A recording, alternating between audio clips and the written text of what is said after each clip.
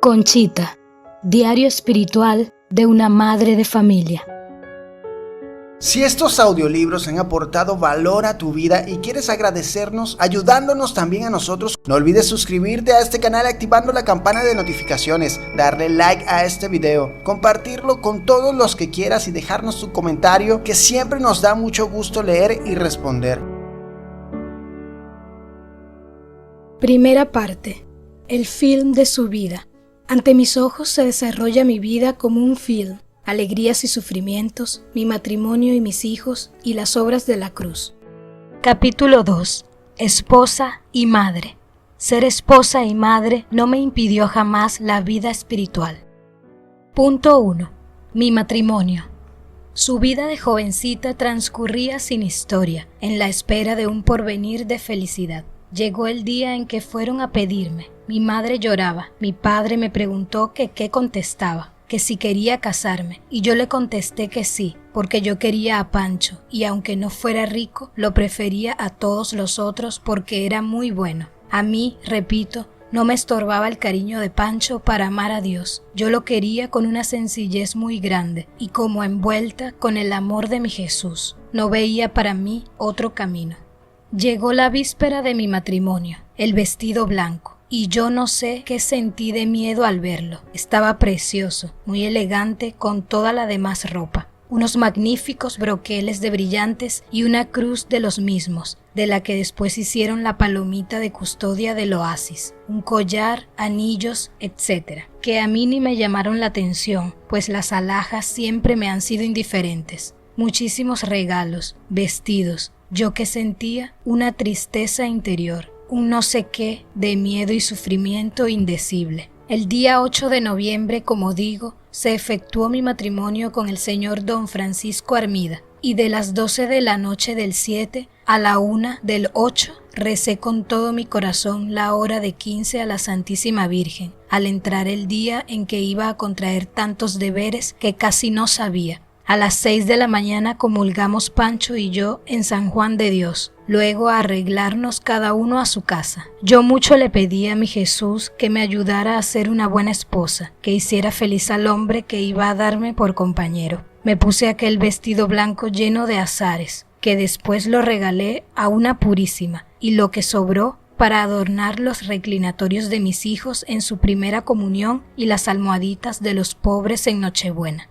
Me prendieron el velo, corona, etc. Y ya vestida me arrodillé a pedir la bendición a mis padres, que me la dieron con toda voluntad, pero llorando, y partimos en los coches a la iglesia del Carmen, que estaba preciosa, toda adornada con flores blancas. A las 8 de la mañana fue la ceremonia, efectuándola mi tío, el señor canónigo Luis Arias, hermano de mi madre. Oí la misa con mucha devoción y después volví a casa de mis padres a las felicitaciones y ceremonia civil. Más tarde fuimos a la fotografía, después a la quinta de San José, en donde fue la comida y baile hasta el oscurecer. Recuerdo que a la hora de la comida, mientras estaban en los brindis, se me ocurrió pedirle al que ya era mi marido 2 cosas que me prometió cumplirlas: que me dejara ir a comulgar todos los días y que no fuera celoso. Pobrecito, fue tan bueno que años adelante se quedaba con los niños mientras yo volvía de la iglesia, y aún en su última enfermedad, mientras no perdía el conocimiento, me preguntaba si ya había ido a recibir a nuestro Señor. Dios le ha de haber pagado este favor que era mi vida. Con que al caer la tarde, mi hermano Octavio me llamó y quiso que me fuera en coche con Pancho violentamente, para que mi madre no lo percibiera, y sentí tan feo que no lo puedo explicar. Callada y llorando y con una vergüenza terrible me fui. Pancho me consolaba, pero yo sufría mucho de ir sola con él. Llegamos por fin a la casa toda iluminada y llena de flores blancas. Mi marido fue siempre un modelo ejemplar de respeto y cariño. Me han dicho varios sacerdotes que Dios me lo escogió excepcionalmente, pues fue un ejemplar de esposos y de virtudes. El día 8 de diciembre, al mes de casada, cumplí los 22 años de edad y estaba en cama por no sé cuánto tiempo sin poder comulgar. Qué cosas pasan en la vida. Entré en aquella casita llena de flores y de luces, de dichas e ilusiones, y a los 9 meses salí a la medianoche con el susto de un incendio y no volví a ella más. Punto 2. con mi marido y mis hijos. El día 28 de septiembre de 1885, a las 9 de la noche y lunes, nació mi primer hijo ofreciéndoselo al Señor con todo mi corazón, antes y también luego que vino al mundo. Su papá, luego que nació, se puso de rodillas sollozando y dándole gracias a Dios. Me concedió el Señor poder criarlo 8 meses y entonces tuve que quitarle el pecho, por necesidad. Después pasé muchos trabajos con él. No quiso nodriza. Con leche de burra, que era la más parecida a la mía, concluyó su lactancia. Una bobera que me da risa recordarla. Quería yo que dijera a todo trance mamá, y dijo primero gato, lo cual me dio pesar. Tan simple como siempre. Este niño jamás dio que decir, estudioso, inteligente y muy recto. Pundonoroso y formal ha sido siempre. Tiene carácter violento, pero muy buen corazón. Parece que el Señor lo llama al matrimonio. Mi marido tenía horas fijas de irse a su trabajo y de volver, las cuales yo aprovechaba en hablar con mi Jesús, en leer cosas espirituales, después de cumplir con mis obligaciones, y en hacer mis penitencias, quitándome los cilicios cuando él iba a llegar, porque una vez me tocó uno y mucho se enojó. Me decía que bastantes penas tenía con los niños, sus enfermedades, crianza, pero yo sentía que no era suficiente aquello, sino que yo debía procurarme dolor. Después diré cómo me cuidaba el Señor de ser vista. Mi confesor me quitó, me parece que por 3 años, las penitencias. Yo lo obedecí. En el año de 1887, el día 28 de marzo, lunes, a las 12 de la noche, nació mi hijo Carlos. Yo lo crié en toda su lactancia. Era un niño muy vivo, inteligente y precoz. Vivió solo 6 años y murió el día 10 de marzo de 1893 de una tifoidea terrible. En sus dolores decía, hágase tu voluntad, así en la tierra como en el cielo. Sufrió mucho y murió sin confirmación. Esa pena me quedó. Fue su muerte para mi corazón un golpe terrible, desgarrador. Un dolor jamás sentido hasta entonces. No quería arrancarme de su lado, pero habló la voz de la obediencia y en el acto hice el sacrificio de abandonarlo. En esos días hubo un alza de la plata y mi marido se puso mal en sus negocios, al grado que para el entierro de este niño tuvo que pedir prestado el dinero que se necesitó. En esta época me regaló el Señor vergüenzas y penas pecuniarias. Bendito sea Dios por todo.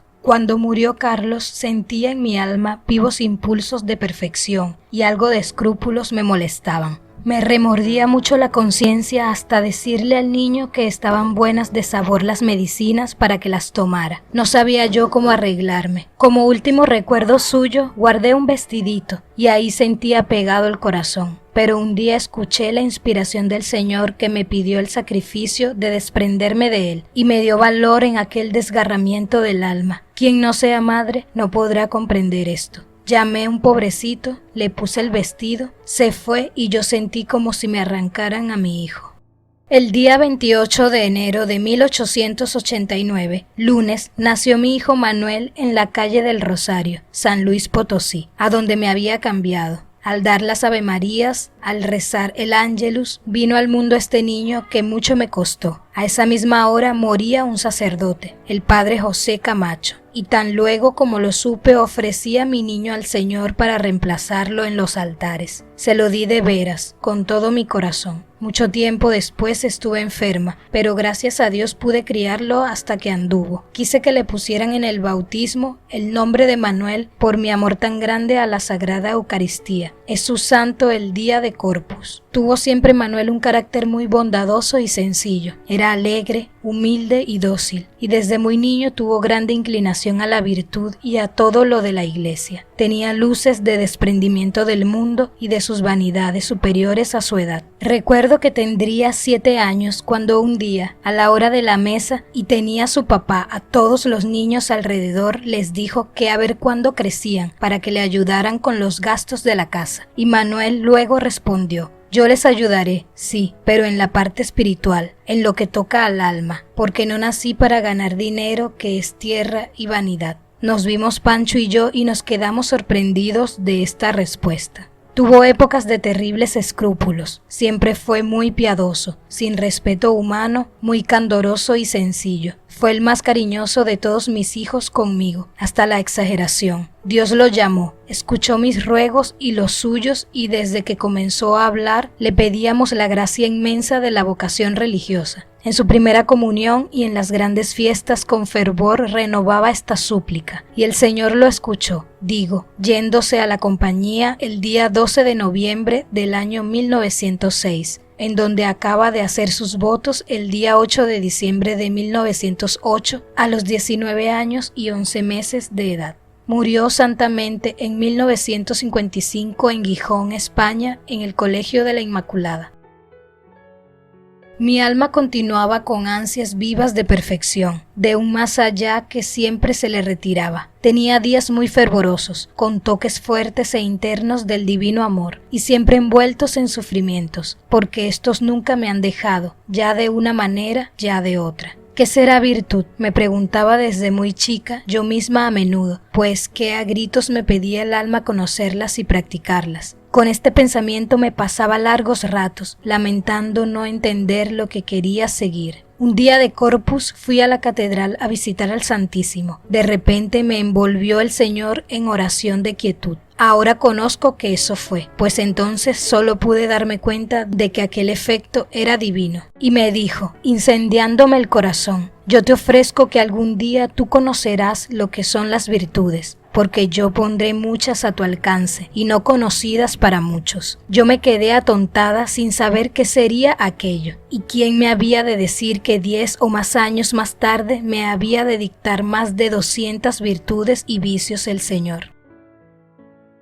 A mí me cansaba mucho el mundo, y aun cuando acostumbré a mi marido, que era excelente, a recogerse temprano y a tenerlo todo en su hogar, sin buscar diversiones, siempre a algunas tenía que acompañarlo, aunque por dentro contra mi voluntad. Yo lo obsequiaba mucho. Llegaba el día de su santo y le hacía hasta 18 o 20 cuelgas. Era muy bueno y respetuoso conmigo y todo eso. Lo que le hacía yo era poco para lo que merecía. Fue tan buen padre que viniendo de su trabajo me ayudaba personalmente a arrullar a los niños y a dormirlos. Su casa y sus niños era todo su encanto. Quería yo que Dios me diera una niña y no tanto hombre, ya que iban 3 seguidos, y después de Manuel me la dio para él. Era lunes. María de la Concepción se llamó esta niña que mucho me hizo padecer sin saberlo. La quisimos su padre y yo con una ternura especial. Se la ofrecí inmediatamente al Señor para que fuera suya, con todo mi corazón, y procuré conservar la azucena de su alma hasta entregarla al Señor, como después diré. Pude criar a esta niña todo el tiempo que fue necesario, gracias a Dios. Era el encanto de su papá y los dos la llenábamos de bendiciones. De 6 meses creía que se moría, estuvo muy grave. Después de algunos años tuvo una tifoidea de 40 y tantos días entre la vida y la muerte. Entonces recibió como viático su primera comunión. Yo se la ofrecí al Señor en botón para que fuera a abrirse en el cielo si esta era su divina voluntad, pero no la aceptó. La tenía destinada para esposa suya en la tierra. Por aquellos meses de la enfermedad tan larga de Concha, dictó el Señor las virtudes aquellas que años atrás me había ofrecido. Concha tuvo siempre una índole de ángel, una pureza suma y unas cualidades y virtudes ocultas muy especiales. La modestia era su fisonomía. Cuántas virtudes en el seno de la familia y en la intimidad del hogar la vi practicar. Era una presea, una perla, y no Concha, una azucena. Al cumplir los 15 años hizo voto de virginidad y a los 17 y medio entró a la religión. Joya tan linda no era para el mundo. El Señor la escogió para sí. Cuando nos casamos, mi marido tenía un carácter muy violento, pero era como la pólvora. Luego pasaba el fuego y se contentaba apenado. Pero al cabo de algunos años cambió tanto que su mamá y hermanas se admiraban. Yo creo que era la gracia y el continuo limarse el pobre con esta lija y duro pedernal. Punto 3. Relaciones de familia y amistad.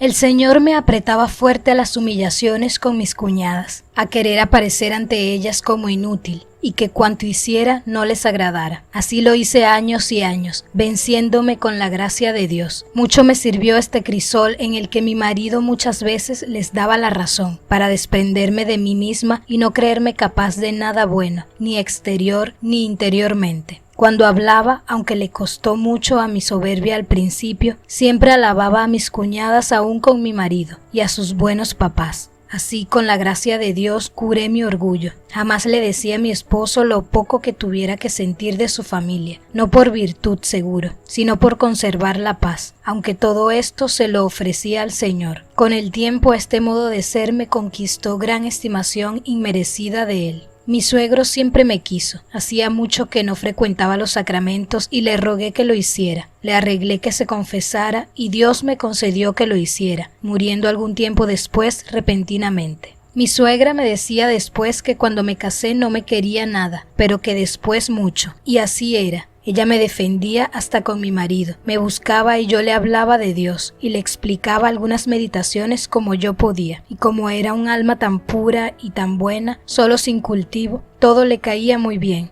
Yo la sentí mucho cuando murió, pero de no frecuentar antes los sacramentos, después comenzó a hacerlo y fue muy fervorosa y sufrida.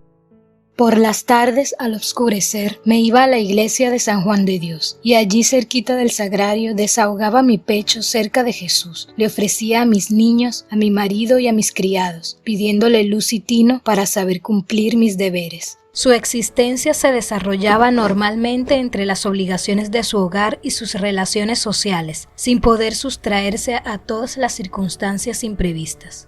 Tuve que ir a visitar a un sacerdote. Se oscureció y ni coches ni tranvías aparecían. Era muy grande mi angustia. El tiempo pasaba y resolví volverme a pie. Pero como había muchas vías y yo no sabía el camino, me acerqué a una tiendita a preguntar. Sin poderlo impedir, salió de ahí un hombre que me hacía temblar y que me dijo que me conduciría. Se me arrimaba mucho, olía a vino, y andábamos y más andábamos, conociendo yo el peligro y encomendándome a la Santísima Virgen. Era de noche, había invitado mi marido a un señor a cenar y yo tan lejos, Dios mío, y sin saber a dónde iba a parar. Nunca he sufrido en esa materia lo que entonces. Por fin la Santísima Virgen me oyó y al voltear a una esquina pasaba un tranvía. Ni supe de dónde era y escapándome de aquel hombre que me detenía, me subí y me salvé. Punto 4. Ascensión espiritual.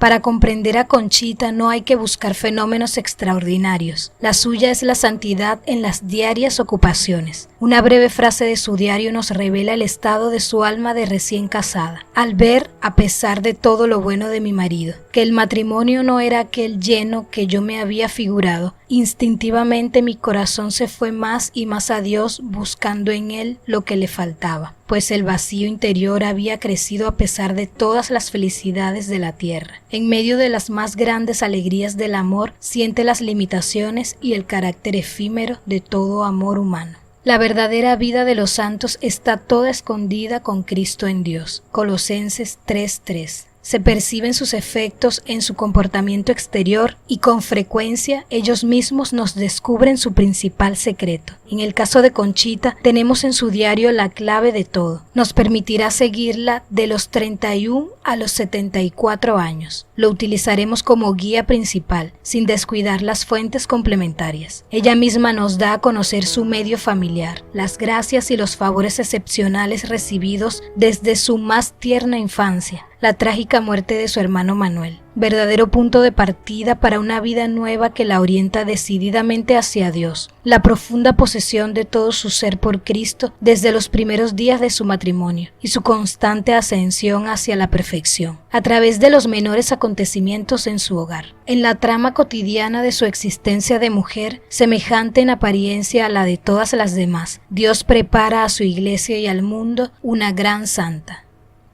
Punto 5. Tu misión es la de salvar almas.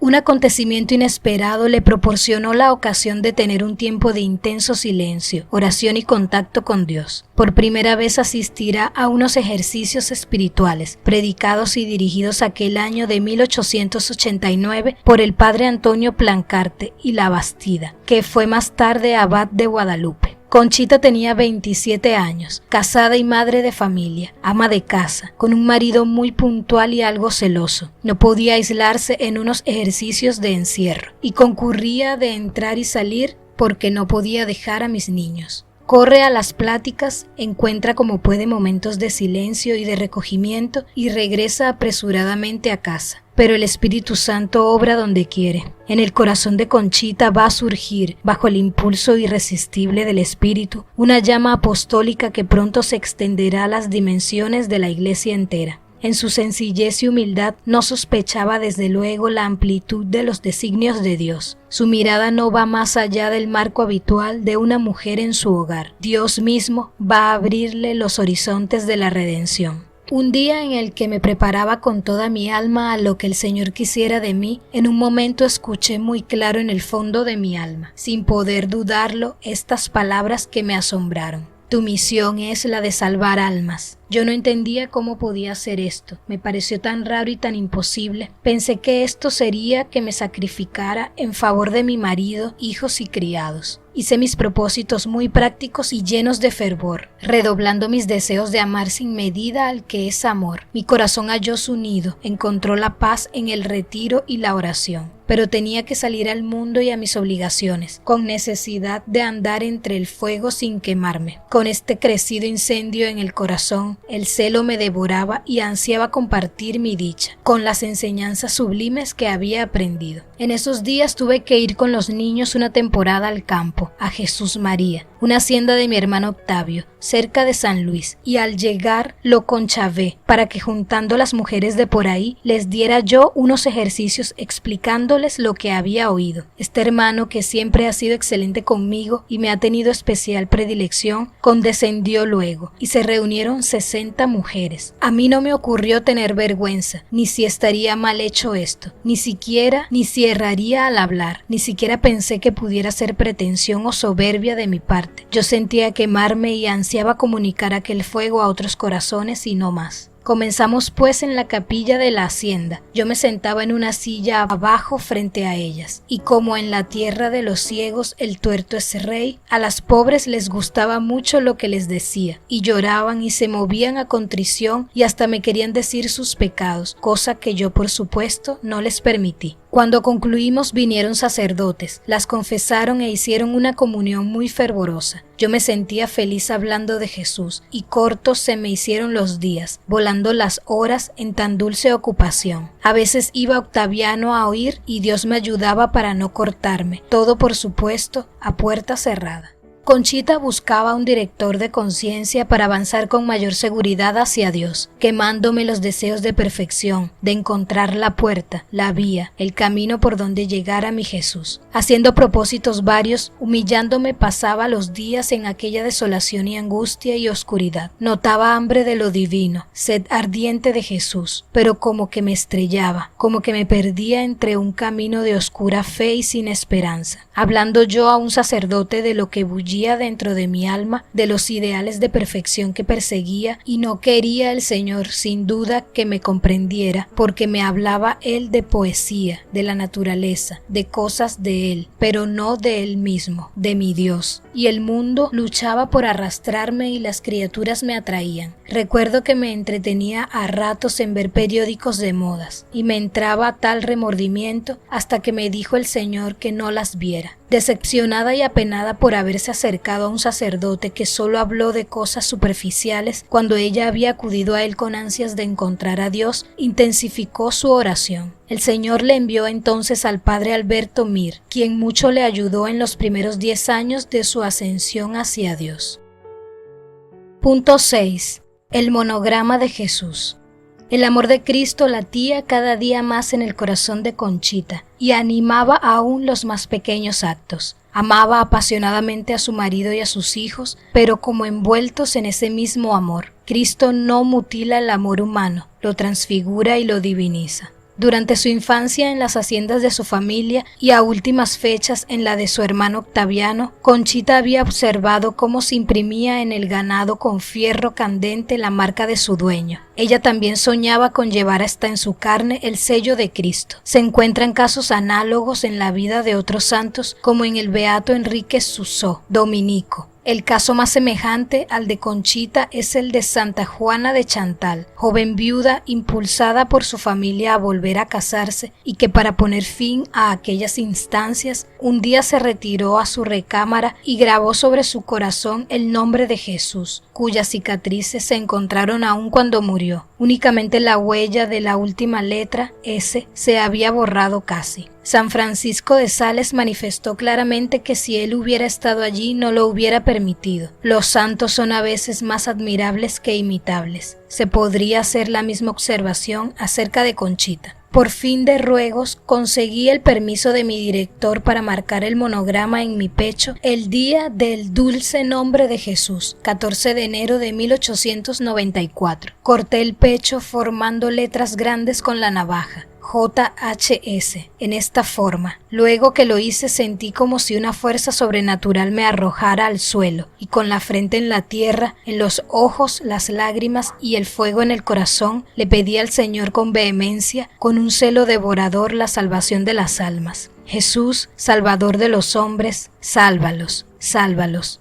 Yo no me acordaba de más. Almas, almas para Jesús era lo que deseaba. Más eran los ardores del alma que los del cuerpo, y la dicha indecible que yo experimentaba, siendo como los animales de su dueño. Yo de Jesús, de mi Jesús, que salvaría a tantas pobrecitas almas que le darían gloria. Arrebatada de dicha pasé el día, con ansias vivas de soledad y oración, y con una visita a quien estar atendiendo. Es un hecho que tiene su fuente en los carismas de Dios y en la locura del amor, el seguimiento de un Dios crucificado. Se explica por la misión excepcional de la fundadora de las Obras de la Cruz, llamadas a extenderse por el mundo entero. Una Teresa de Lisieux, que era sin embargo la santa preferida de Conchita, tenía otra manera de probar a Jesús que lo amaba con locura, soñando en ser en la iglesia el amor que nada rehúsa. Hay que tener en cuenta la idiosincrasia de los pueblos, la gracia personal y de la misión de cada uno. Es el mismo espíritu el que se expresa, con letras de fuego y de sangre, como también, y con fuerza no menor, en la fidelidad absoluta al más pequeño sacrificio. En el cristianismo, el heroísmo en lo pequeño está unido al heroísmo en lo grande, bajo el impulso de un mismo espíritu de amor. El monograma inaugura una nueva fase cuyas repercusiones se dejaron sentir en su vida personal, en su irradiación apostólica y de un modo carismático por medio de las iluminaciones divinas para bien de la Iglesia entera. Así, en la economía de la salvación, algunos actos privilegiados extienden a veces su influencia salvadora a todo el cuerpo místico de Cristo. Así sucedió en forma sin igual con el fiat de María que salvó al mundo. Guardaba la debida proporción. El más pequeño acto humano repercute en la historia del mundo y solo en el último juicio podrá ser debidamente aquilatado.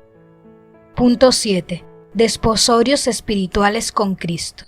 Los primeros frutos de su acto heroico de pertenencia total y de consagración a Cristo por medio de una entrega firmada con su sangre fueron para la misma Conchita. Parece que el Señor con el monograma abrió la puerta para derramarse en gracias. Desde ese día, qué persecución, diré, qué ternuras, qué gracias, qué estupendas bondades con este barro vil. No me dejaba ni de día ni de noche, ni en la oración ni fuera de ella. Te quiero mía, lo eres ya, pero aún más quiero que lo seas, me repetía. Acércate, quiero hacer contigo unos desposorios, quiero darte mi nombre y prepararte a grandes gracias. Monseñor Luis Martínez sitúa en esta época la gracia insigne de los desposorios espirituales de Conchita con Cristo. Los teólogos no cesan de comentar el caso inédito de una mujer comprometida a fondo en la vida conyugal y madre de numerosa familia, auténticamente elevada por el Señor a los estados místicos superiores. Dios es dueño de sus dones.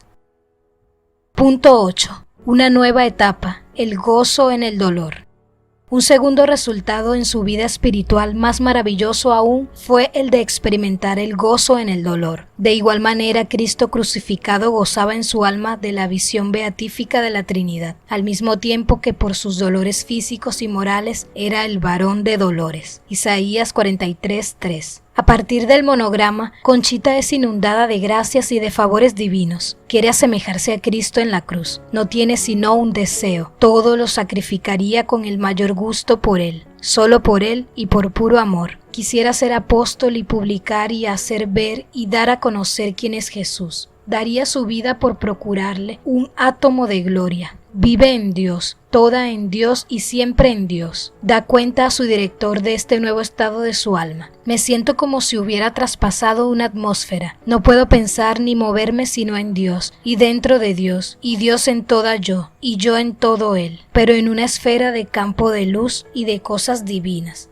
Ahora Conchita lo sabe ya por experiencia. La unión divina es inseparable del dolor. A medida que se acerca a Cristo, la cruz se levanta más y más cercana en el horizonte. Hay en su interior un cambio profundo. Hay momentos preciosos en que me siento, qué raro, gozar en el dolor. Y entonces se me va el alma con una delicia enteramente desconocida. Se suaviza la pena sin disminuirse, pero este efecto lo produce el acto de abandono a la voluntad de Dios y el gusto de complacerlo, jamás experimentado por mí. He experimentado hoy en mi alma una cosa extraordinaria, la unión de dolor. Rarísimo encuentro en mí estos efectos sobre el dolor, gozar en el sufrimiento. Sí me parece increíble. Yo que siempre le he sacado 1000 vueltas a pesar de haber puesto en mí, Dios, cierta inclinación al sufrimiento y oculto. ¿Cómo no extrañar que de la noche a la mañana, casi de repente, cuando mi alma siente ahogarse en el dolor, en esos mismos instantes, casi desesperados, viene una brisa nueva como a transformar el dolor seco y árido en fresco y agradable, con solo la consideración de agradar al amado, sin más dichas ni esperanzas futuras? Esto se hace, o parece, digo, como secundario ante la felicidad de complacerlo. Oh maravillas de la gracia. Mi alma se abisma en unos espacios tan desconocidos a mi miseria que jamás imaginaba siquiera poder tocar con mis manos. Estos favores de veras son gratuitos y no merecidos. ¡Qué bondad de Dios! Tampoco tiene límites, infinita e inmensa, como todo Él.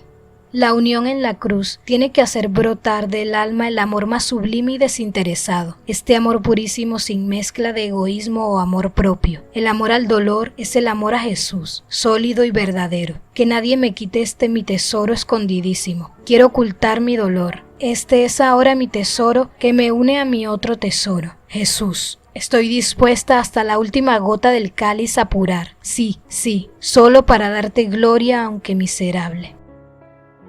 Punto 9. Apóstol de la Cruz. El monograma que vino a transformar su vida personal preparó a Conchita para su vocación de apóstol de la cruz. En la inscripción del santo nombre de Jesús sobre su pecho, realizada por Santa Juana de Chantal y por Conchita, es notable el sentido diferente de este gesto de amor. Para una era la afirmación suprema de su amor único a Cristo, Jesús. Para la otra, la explosión inesperada y, por decirlo así, la irrupción al exterior de su fuego interior, de su indivisible amor a Dios y a los hombres. Con razón su familia religiosa tiene como fecha del nacimiento de las obras de la cruz la del monograma. Algún tiempo después del monograma, estando Conchita en oración en la iglesia de la Compañía de Jesús en San Luis Potosí, su ciudad natal, de repente se le apareció el Espíritu Santo, el que es el amor, iluminado y abarcando desde la cumbre todas las obras de la cruz. Estaba recogida. De repente veo un inmenso cuadro de luz vivísima y más clara en su centro, luz blanca, qué raro, y encima de este mar o abismo de luz miles de rayos como de oro y fuego. Vi una paloma blanca, extendidas sus alas, abarcando no sé cómo todo aquel torrente de luz. Lo vi todo muy claro, puesto que era luz, pero entendí ser visión muy alta y oscura, profunda y divina. Me quedó una impresión de suavidad, de paz, de amor, de pureza y humildad, que voy a saber explicar lo inexplicable. A los 2 o 3 días de esta visión o cosa que no supe explicar, voy viendo una tarde en la misma iglesia de la Compañía,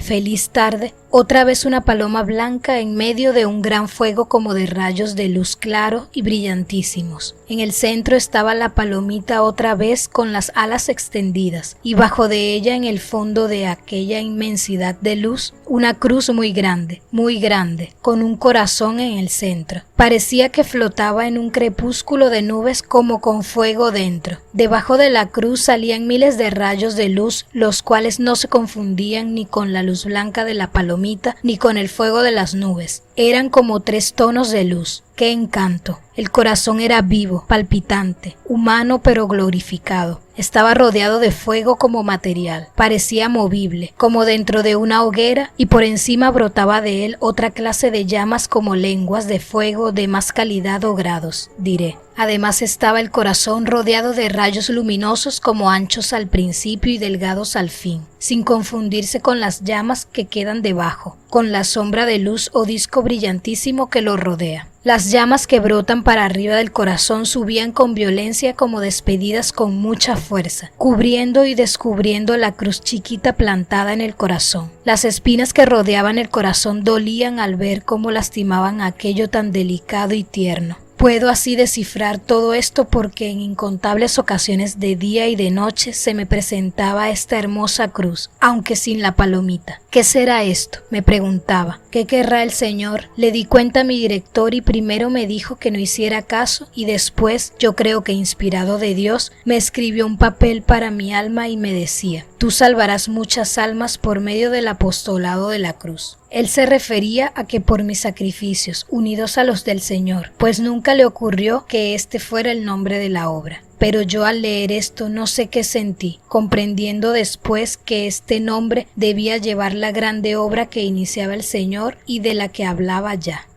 Dios acababa de escoger a esta joven casada y madre de familia, simple seglar, para recordarnos el misterio de la salvación del mundo por la cruz. El Señor le dijo: el mundo se hunde por el sensualismo, y el sacrificio ya no se ama casi ni se conocen sus dulzuras. Quiero que reine la cruz y hoy se presenta al mundo con mi corazón para que éste, sirviendo de anzuelo, las atraiga al sacrificio. No hay amor sólido sin cruz, me decía, y solo en el corazón de la cruz se puede gustar de las inefables dulzuras de mi corazón. Por fuera la cruz es áspera y escabrosa, pero comiéndola, penetrándola y empapándose de ella no existe mayor dulzura, porque ahí está el descanso del alma enamorada, su delicia, su vida. Y enseguida el anuncio profético de las religiosas de la cruz, consagradas totalmente a una vida de inmolación por amor.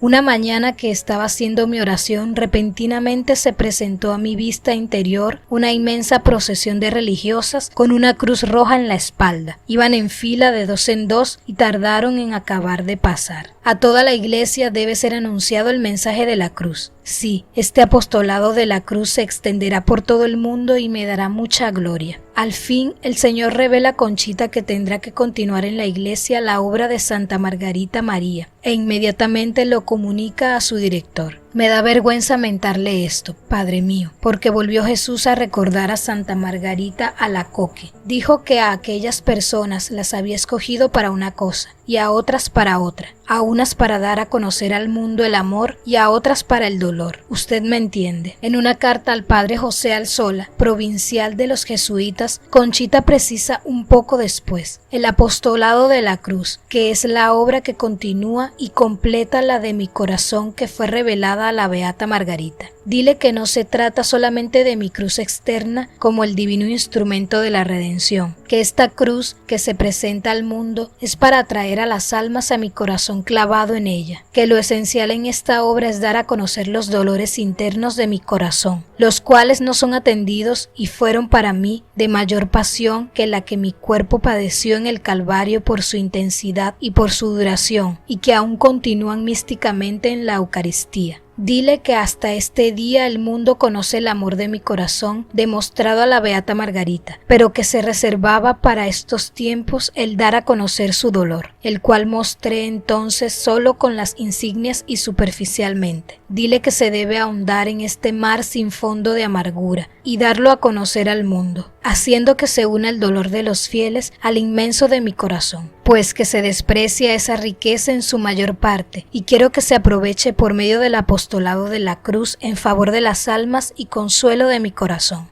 Hará un mes entre el día, de repente me dijo: la obra de la cruz es la continuación de las revelaciones hechas a la Beata Margarita. Punto 10. Vida cotidiana transfigurada. No hay que imaginarse a Conchita como una mística con los ojos extáticos y actitudes fingidas. Sus hijos me lo repitieron con frecuencia. No había nada más natural que su porte exterior. Tal era el punto sobre el que insistían más. Hasta en la iglesia sentíamos que estaba con nosotros. Se leen en el diario páginas reveladoras de su manera de concebir la perfección cristiana, según el verdadero espíritu del Evangelio. Es interesante analizar sus propósitos de ejercicios, hechos al terminarlos, del 20 al 30 de septiembre de 1894. Conchita tiene 32 años. No son los propósitos de una religiosa, sino los de una mujer casada, madre de familia y ama de casa. De acuerdo con su director, los divide con método. 17 puntos para sus relaciones con su marido, 23 para su comportamiento cotidiano con sus hijos y en una página final, 7 puntos para orientar su actitud de justicia, de bondad y de caridad con los sirvientes de la casa. Ponemos aquí algunos extractos. Con mi marido. Tendré cuidado de no perder su confianza, antes ganármela más y más, informándome de sus negocios, pediré luz a Dios para aconsejarlo rectamente. Procuraré que siempre encuentre en mí consuelos santos, dulzura y abnegación completa, igual de carácter en todas las circunstancias, y él sí que vea traslucirse a Dios en todas mis obras para su provecho espiritual. Jamás hablaré mal, en lo más mínimo, de su familia. Siempre la disculparé, teniendo cuidado de que respete la mía. Velaré por las economías sin descender a extremos, teniendo cuidado de que nada falte a los demás y haciendo personalmente muchas cosas que implicarían gastos. Estaré siempre despierta a todas las circunstancias. Daré del gasto las limosnas que pueda. En cuanto a la educación de mis hijos, haré que por siempre caminemos de acuerdo, habiendo energía y rectitud de ambas partes, con especialísimo cuidado. Con mis hijos, tendré especial cuidado y vigilancia. Les fomentaré la caridad para con los pobres, haciendo que quitando un poco de lo que tienen, les participen personalmente. No les fastidiaré cargándoles de rezos y haciéndoles pesada la piedad, todo lo contrario. Procuraré hacerla agradable a sus ojos y que naturalmente la busquen, comenzando a dar vuelo al alma con pequeñas jaculatorias. Estudiaré sus caracteres y apretaré donde convenga, sin dejarme arrastrar por el cariño natural. No los consentiré en general y recto, sin cambiar un ápice mis resoluciones o mandatos. Sabré imponérmelas a la vez que atraerlos a la confianza. Haré que vean en su padre ciertos actos de piedad y que su ejemplo les sea útil en todos los sentidos. Con la niña, especialísimo cuidado. Con los sirvientes de la casa, seré dulce y recta, vigilaré su moralidad en cuanto pueda. Les asistiré pecuniaria y personalmente si puedo en sus enfermedades. Tendré especial cuidado de sus almas, procurando que escuchen algunos sermones, dándoles algunas instrucciones religiosas y cerciorándome que cumplan con el precepto de oír misa. Así se nos muestra Conchita, un modelo de esposa, de madre y de ama de casa. Ella misma hace un reglamento de vida, que orienta su conducta pero sin rigidez, con una preocupación de fidelidad a Dios y de servicio a los demás por amor. He aquí algunas anotaciones más que evocan el espíritu que las anima. Propongo hacer siempre lo más perfecto. Propongo buscar en todas las cosas a Jesús y su cruz, conforme a su voluntad santísima. Propongo buscar prácticamente los intereses de Cristo y no obrar según mis intereses o amor propio, pero añade con realismo y gran espíritu de adaptación. No me inquietaré si las circunstancias impiden mi reglamento de vida, sino que tranquilamente continuaré. Seré flexible ante las dificultades, siempre humillándome y siempre adelante, adelante. Sus relaciones sociales la llevan a reuniones y a varias diversiones como mujer de mundo y madre de familia. No se sustrae a ellas, va a todas partes sonriendo, pero su corazón está todo en Cristo. Anoche tuve que ir al circo y voy al teatro dentro de breves momentos. Yo que huiría del mundo con todo mi corazón, tengo que presentarme a él y reír y estar alegre y lejos de mí manifestar desagrado, lo que bastaría para causar a mi marido un gran disgusto. Me encuentro por todas las partes sobre la cruz. Oh Jesús mío, ayúdame. Concédeme saber conformar mi exterior y guardar mi corazón inviolablemente fiel, sabiendo dominarlo para que nada me traicione en presencia de aquellos que no pueden comprenderme.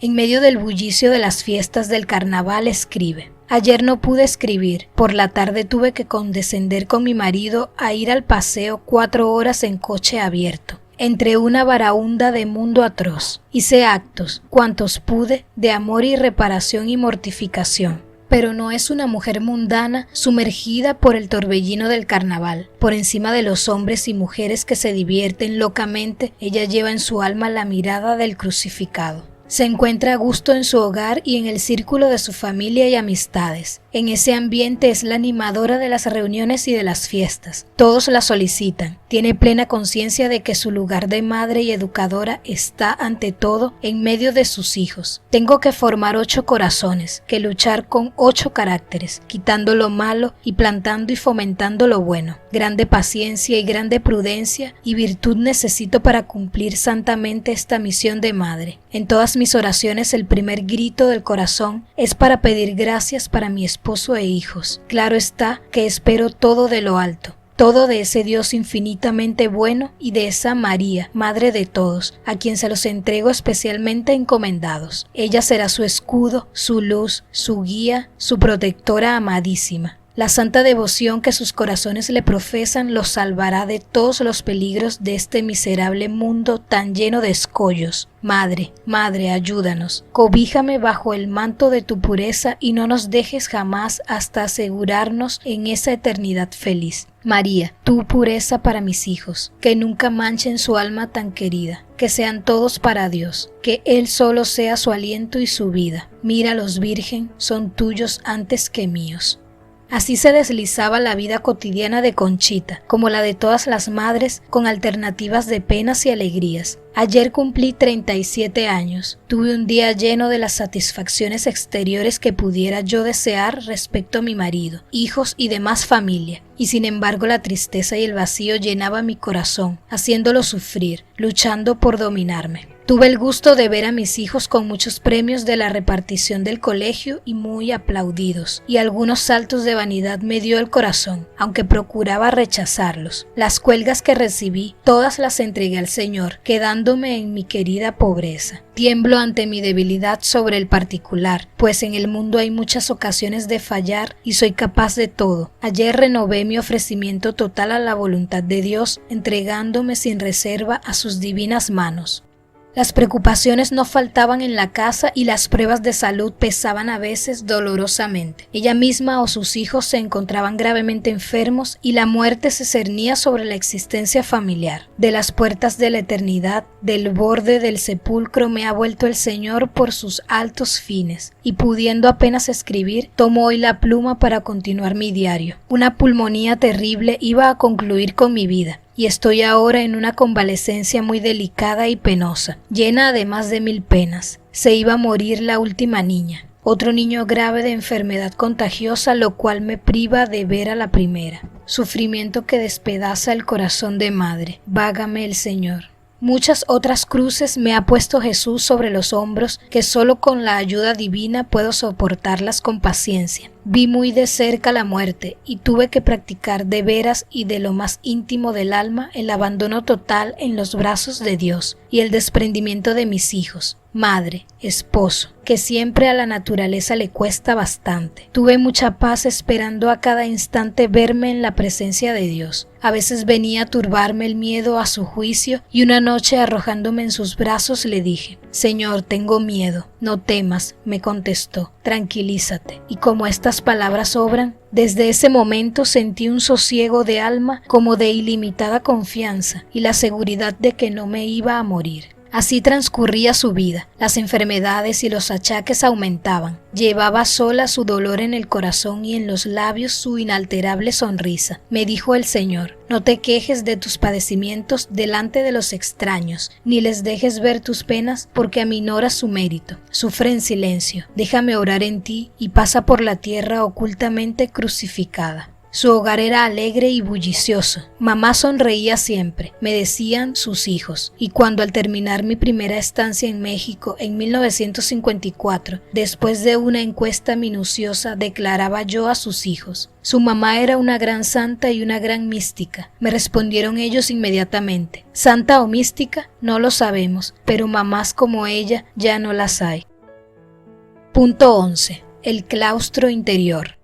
¿Dónde encontrar el secreto de su vida interior? Indudablemente en el amor de Dios y su increíble amor a Cristo. Su vida cotidiana está transfigurada por la fe. Exteriormente no hay en ella nada que suscite admiración. Es una mujer cuya existencia se asemeja a las demás. Dios está forjándola como un modelo para las mujeres de hoy que viven en su hogar, en su ambiente de trabajo y en sus ocupaciones cotidianas, con sencillez evangélica, fieles a todos sus deberes, generosas, a menudo heroicas, sin sospecharlo siquiera. Es un tipo nuevo de santidad femenina que necesita el mundo actual. El Señor lo decía a Conchita: quiero hacerte santa y que solo yo lo sepa. Por esto te cuido, te aviso, te dirijo y por ti velo. Te quiero espejo de virtudes ocultas, nada exterior, que estoy cansado de este escollo en que parecen o detienen muchas almas que debieran ser mías. Tú sí serás mía si me oyes, si te pisas, si todo lo traspasas, si te detienes, en fin, si con tus ojos y tu corazón fijo en mí, haces siempre lo que yo quiero de ti.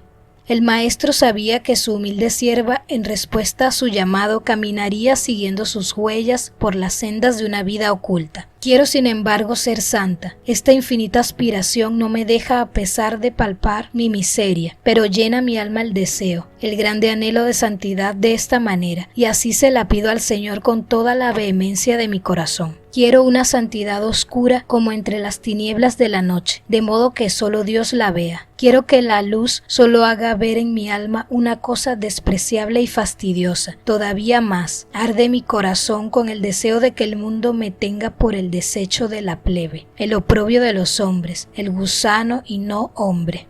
Para poder permanecer unida con Dios en medio de las agitaciones exteriores y de sus deberes cotidianos, Conchita se refugia en su claustro interior, como Santa Catalina de Siena en su celda interior, en la que volvía siempre a encontrar a Cristo por la fe y el amor. Bajo formas diferentes se trata de las mismas consignas de unión que Cristo da a todos sus discípulos, como en otro tiempo en su discurso de despedida a sus apóstoles. Permaneced en mi amor, permaneced en mí y yo en vosotros. Sin mí nada podéis hacer. Juan 15, 4, 5. No cesaba de repetir a Conchita: no quiero que te derrames en el exterior de las criaturas. No, tu misión es otra, a la cual debes corresponder fidelísimamente. No más conversaciones ni pensamientos vanos. Tu vida debe estar encerrada en el santuario de tu alma, todo interior, porque ahí reside el Espíritu Santo. Dentro de ese santuario debes vivir y morir. Ahí tus delicias, tus consuelos, tu descanso. No lo busques en otra parte porque no lo encontrarías, puesto que para él te crié, muy especialmente. Entra pues hoy dentro de tu alma, dentro de esas regiones desconocidas para muchos y en donde está la felicidad que soy yo. Entra para no salir jamás. Allá te conducirá un camino, el de la modestia, recogimiento y silencio. No existe otro. Enciérrate en ese claustro interior del que tantas veces te he hablado y ofrecido, que María será tu maestra. Ahí encontrarás al que es todo pureza y sentirás el ensanchamiento de esta virtud en toda su plenitud. Ahí alcanzarás el reflejo divino con la pureza del alma. Ahí te esperan los dones y frutos del Espíritu Santo para santificarte y dar por tu medio gloria a Dios. Ahí tomará tu alma alas y fuerzas para hundirte en aquella intensidad de Dios que algo conoces. Un campo muy vasto de virtudes te espera ahí para que las practiques y entiendas, crucificándote. Ahí está tu claustro, tu perfección religiosa. No basta encerrar el cuerpo para ser religiosa. El encierro interior es el esencial para la santificación del alma que quiere ser mía. No debes nunca salir de ese santuario interior, aun en medio de tus obligaciones exteriores. Este continuo recogimiento interno se te facilitará a medida que lo practiques y la presencia de Dios que esto produce te ayudará grandemente para tu santificación. ¿Quieres la perfección para acercarte a mí? Pues aquí tienes el camino práctico para alcanzarla. El alma limpia y recogida vive en mí y yo en ella, pero no en el ruido y la vanidad, sino en la soledad interior y en el sacrificio de su propio desprecio. Acá está, en este santuario que nadie ve, la verdadera virtud y por tanto la mirada de Dios y la morada del Espíritu Santo.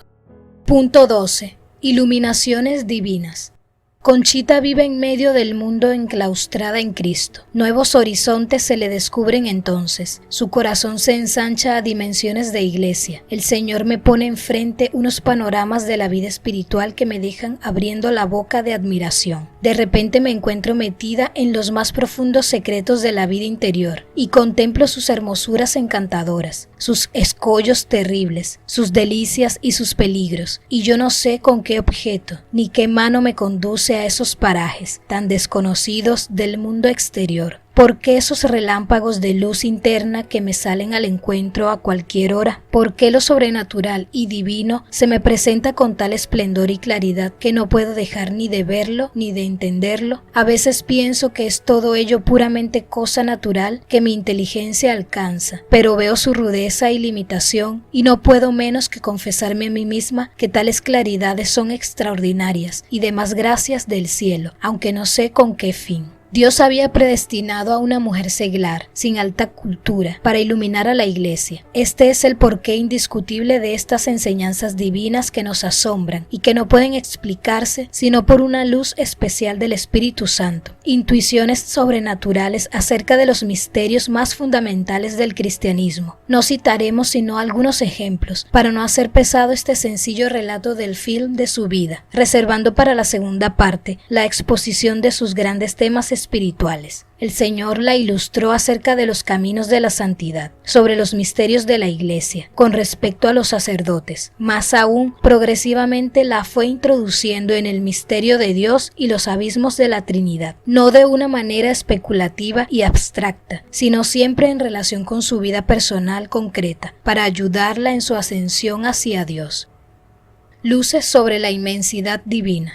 He aquí algunas de esas elevaciones dogmáticas sobre la inmensidad de Dios, sobre la esencia de aquel que es, sobre la Trinidad y la Encarnación y sobre la generación eterna del Verbo. Tuve sentimientos y luces muy claras sobre la inmensidad de Dios. Le veía tan grande, tan infinito en todos y cada uno de sus atributos. Me arrojaba en aquel mar como si fuera una gota de agua, en aquel inmenso horizonte como el más imperceptible átomo. Me sumergía en mi Dios, lo abrazaba llenando la infinita sed de mi corazón y me gozaba al sentir cómo no se disminuía, igual, siempre igual. Qué hermoso es esto que no puedo yo explicar, solo sentir. Y experimento también una alegría espiritual inexplicable al ver mi nada y su tamaña grandeza, mi impotencia y debilidad junto a su grandeza y poder. Cómo me encantaba verme tan pequeña y tan débil y tan enferma y agotada, y a Él, a este mi Dios, tan grande, tan infinito y siempre y por todos los siglos. Yo experimentaba más que otras veces aquel destellito del mismo Dios dentro de mi ser, una sed infinita, un arrastramiento impetuoso y sostenido hacia ese ser único capaz de satisfacerme. Sentía dentro de mí como una especie de simpatía, un reflejo del mismo Dios. ¿Cómo hay, pues, me digo, quien dude de la existencia del alma o de su inmortalidad, que estos pobrecitos no habrán sentido esto que voy explicando? Otras veces sentía este lanzamiento del alma como un gran fuego que tendía siempre hacia arriba, como un tiro de chimenea o de un gran vapor que todo lo traspasaba. Para él no había obstáculos e iba a perderse, a estrecharse con el objeto de sus ansias. Dios, Dios, me repetía yo, Dios, mi Dios, este ser tan grande, mío, mi Creador y después mi Redentor, y aquella vida toda divina y presa de sufrimientos, y a morir para darme la vida, y en una cruz, y por mí. ¿A quién no arrancan el corazón estas reflexiones? Nunca había sentido con tanta vehemencia esta inmensidad de nuestro Dios. Yo soy el que soy. Con una seguridad doctrinal impecable, el espíritu de Conchita se eleva hasta la cumbre suprema de la revelación divina, en la que, según el Éxodo 3:14, Dios manifestó a Moisés sobre el Sinaí su naturaleza íntima como el Dios de la alianza con su pueblo escogido. El genio científico y arquitectural de un Santo Tomás descubrirá en este texto privilegiado la verdad sublime, de la que hará la clave de bóveda de su suma teológica. Yo soy la existencia misma. Toda la síntesis tomista se ordena en torno a esta verdad fundamental. Si Dios habla a una mujer, si le revela el secreto de su ser, es para cimentarla en el conocimiento de su nada como punto de partida de su ascensión espiritual. ¿No había enunciado el Señor esta misma verdad fundamental a Santa Catalina de Siena? Al principio de sus visiones divinas, es decir, cuando nuestro Señor comenzaba a manifestarse a la santa, se le apareció un día estando ella en oración y dijo: «Sabes, hija mía, quién eres tú y quién soy yo. Si tienes este doble conocimiento serás feliz. Tú eres la que no es, yo soy el que soy. Si guardas en tu alma esta verdad, el enemigo jamás podrá engañarte. Escaparás de todos sus lazos. No consentirás nunca en hacer un acto contrario a mis mandatos y adquirirás sin dificultad toda gracia, toda verdad, toda claridad». Dios se dirige de la misma manera a la gran mística mexicana, quien lo relata en su diario profundamente impresionada por la revelación de esta verdad suprema. Yo siempre soy. Esta palabra, soy, encierra las eternidades. Para mí no existe el antes ni el después, el pasado ni el futuro. Yo no puedo decir he sido o seré, sino siempre soy. ¿Para qué me dices esto, Señor, si no lo entiendo? Antes de la creación, en el fondo eterno sin principio, soy. Después de la creación y en el fondo eterno sin fin, soy. Y ahora y siempre soy. Y soy por mí mismo. Y nada se me ha dado, porque yo soy el dador de todo. Y llevo en mi ser todas las perfecciones y atributos que yo mismo produzco de mi misma esencia. Y soy feliz porque soy eterno, recreándome eternamente en mí mismo. Verdad eterna, Padre, Hijo y Espíritu Santo. Conjunto de unidad, verdad, las tres personas en una sola substancia, eterna verdad. Este es tu Dios, tres veces, santo, santo, santo. Yo la verdad estoy atarantada, se me pierde el pensamiento, se me marcha la razón y cuando siento estas alturas solo me humillo hasta la cima sin fondo de mi nada. Cierro los ojos, creo y adoro. Creo que no existen mayores lecciones de humildad que estas. ¿Cómo creerse uno grande, miserable átomo ante tamaña grandeza? ¿Cómo bueno ante aquella bondad sin límites? ¿Cómo perfecto ante semejante luz de perfecciones infinitas? ¿Cómo puro ante aquella eterna verdad? Oh, qué locos somos los del mundo cuando nos tenemos en algo, o nos creemos capaces de la menor cosa. Yo a la verdad que después de sentir a Dios y vislumbrar esa pequeñita parte de lo que es, siquiera apretar mi frente y mi corazón en el polvo y no levantarme de ahí jamás. Trinidad y Encarnación. La Santísima Trinidad también se le revela, pero por el camino de la encarnación. Así es siempre en los místicos. Por la humanidad de Cristo va hacia los esplendores de la Trinidad.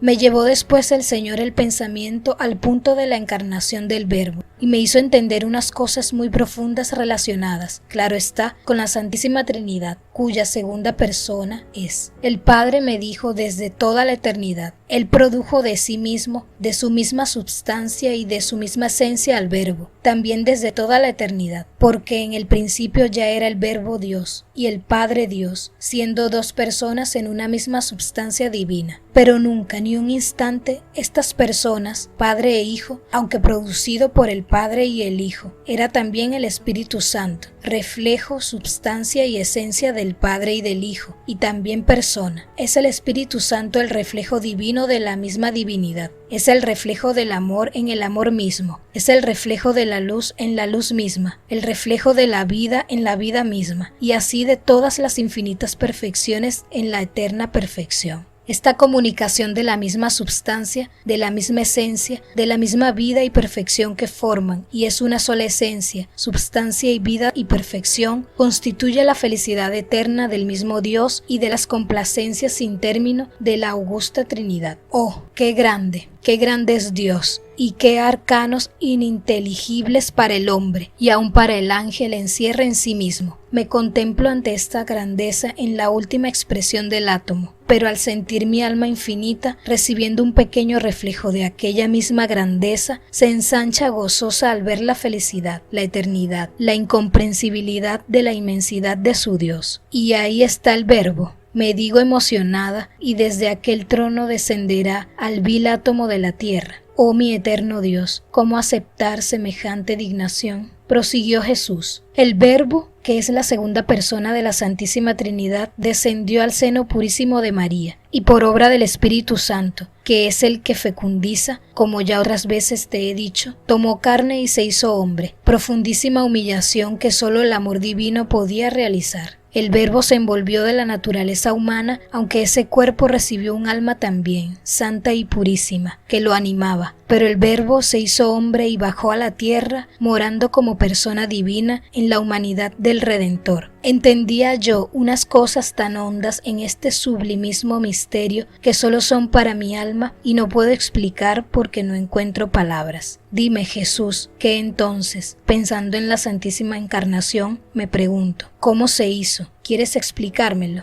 En Dios se dignó responderme el Señor. Aunque hay tres personas distintas, hay una sola voluntad, una misma substancia, un mismo poder. Con esa voluntad y omnipotencia se obró este misterio de la encarnación del Verbo, siendo el Espíritu Santo, es decir, el Espíritu del Padre y del Hijo, quien lo produjo, siendo la tercera persona el lazo de luz y amor entre el Padre y el Verbo, y la fuente divina de toda fecundación. Por esto, estando en el Jordán y apareciendo a la vista humana una paloma, la cual representaba al Espíritu Santo, se escuchó la voz del Padre que dijo: «Este es mi Hijo amado, en el cual me complazco».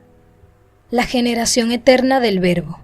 Una noche me llamó el Señor a la oración, levantando mi alma a esas alturas de la divinidad que me causan miedo por mi grande miseria. Resistí esa noche cuanto pude, quedándome en el alma como castigo una frialdad glacial. Al día siguiente, luego que comulgué, volví a sentir el impulso divino y volví a resistir cuanto pude, pero no pudiendo entrar en ninguna meditación, abrí por fin mi pecho y me dejé llevar a la voluntad de Dios. Apenas hice esto, me vi sumergida en un abismo de luz, de claridad inexplicable y que arrebata todo sentido, quedando el alma suspensa en un punto fijo. Ese punto era Dios, Dios, abismo de pureza y de infinitos resplandores. Ahí vi para explicarme de algún modo. Ahí vi, sentí lo que no se me había ocurrido, la generación eterna. Yo no sabía que Dios tuviera generación, es decir, no lo había pensado. Generación eterna, generación divina. Oh, si pudiera explicar lo que siento con estas palabras, lo que traen a mi memoria y a mi corazón. Fue tan viva la impresión de lo que vi o entendí sobre esta generación divina que aún tiemblo y me enfrío, como que enmudezco al recordarla. Vi un gran foco de vivísima y purísima luz, de aquella luz increada, como derramándose en ardientes rayos de claridad divina. Todo aquello era divino, era la misma divinidad allá en su eternidad sin principio. Así como transportada mi alma a aquel lugar, vi que aquel torrente de luz, de fuego, de vida, se envolvía a un punto, a un disco, al mismo foco de donde partían, como reflejándose. No sé cómo decir, pero en aquel reflejo de la luz, del fuego, de la vida, de la misma divinidad, entendí cómo se produjo el Verbo aquel en que el principio ya era. Yo sé muy bien que ninguna de estas tres personas divinas es antes que otra, pero yo no alcanzo a explicar esto que vi y de qué modo.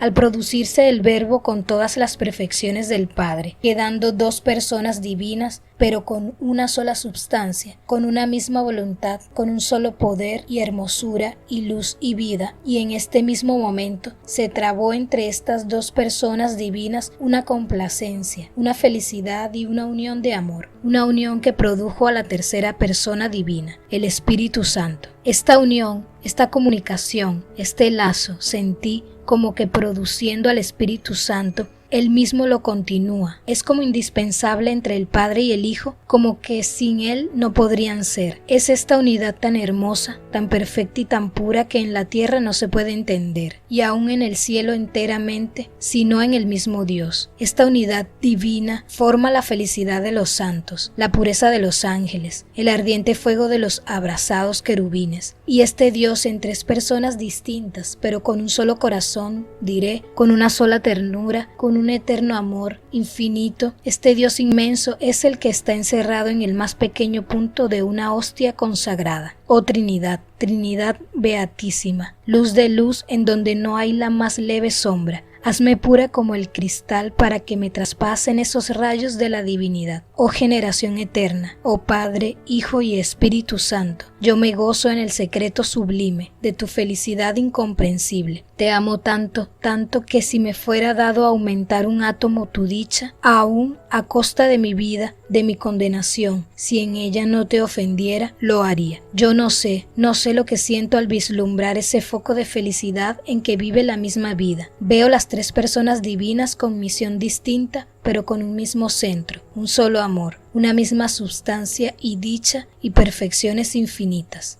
Ante tales elevaciones dogmáticas, un día en Roma me sentí impulsado a decir a su eminencia el cardenal de México, que conoció personalmente a la sierva de Dios: esto no es de una mujer, sino de una inspirada por Dios. Él estuvo plenamente de acuerdo. Punto 13. Me aseguran que mi espíritu es de Dios. No obstante, la discreción personal de la sierva de Dios en la fundación de las obras de la cruz, este caso excepcional de Conchita, lleno de confidencias secretas, de acogida entusiasta o de oposiciones, no podía dejar de plantear algunas interrogantes. El arzobispo de México, Monseñor Alarcón, fue consultado y ordenó un examen de su vida y de sus escritos. Conchita se manifestó siempre dócil a las enseñanzas y a las directrices de la Iglesia. Creo en la Iglesia, en su divinidad y en su indisolubilidad. Daría mi sangre por defender la pureza de su doctrina y de sus dogmas. En octubre de 1900, Conchita fue examinada por teólogos y hombres de gran experiencia. Octubre 1, 1900. Hoy, después de un riguroso examen y previa oración, el visitador de la Congregación del Corazón de María resolvió o me aseguró que mi espíritu era de Dios y que estaba dispuesto a afirmarlo. Al día siguiente, 2 de octubre, añade sencillamente: hoy el padre del Moral, visitador y provincial de los Paulinos, me confirmó que mi espíritu era de Dios. Si quieres colaborar con el mantenimiento y crecimiento de este canal con tu donativo, por favor escríbenos al correo electrónico que ves en pantalla. Tu aporte nos ayudará a seguir trayendo contenido de calidad como este. También nos ayudas mucho suscribiéndote al canal, activando la campana de notificaciones, dejándonos tu like, tu comentario y compartiendo este video con todos los que quieras. Así YouTube nos recomendará con muchas más personas.